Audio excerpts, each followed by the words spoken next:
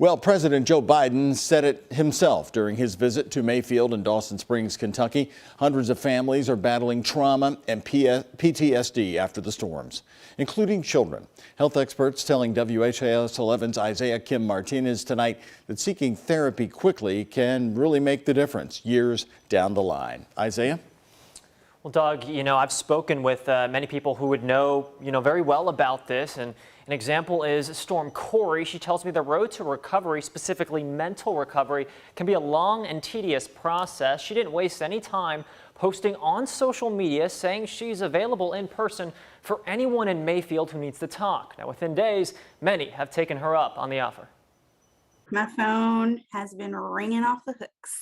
Living just 15 minutes from the devastating aftermath in Mayfield, therapist Storm Corey chose to act, posting this to Facebook saying she'd drive over to help and listen. I'm trying to go door to door and I'm seeing who's out there, who's left. Now, she's already spoken to dozens of survivors, including children. They're telling me, this is bad. This is the worst thing we've ever lived through. The physical toll has been heavy, but the emotional wounds for families in Western Kentucky, I'm told, can be just as debilitating. They're going to feel like they really have no power over the situation, which in turn is going to lead to an increase in a lot of fear and anxiety. Stacey Harris with U of L's Inpatient Behavioral Health Services tells me post-storm PTSD, including in children, is an extensive issue, in many cases going untreated for years. Most likely a difficult time expressing and communicating that fear and anxiety.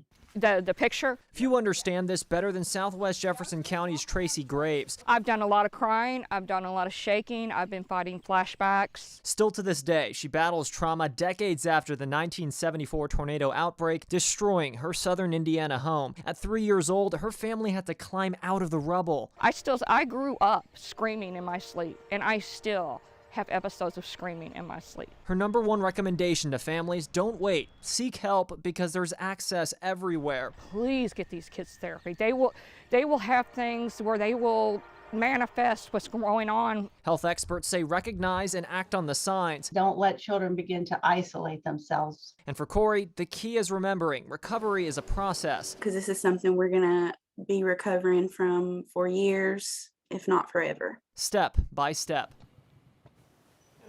Kentucky state parks are sheltering residents affected by the storms, in many cases with counselors on site.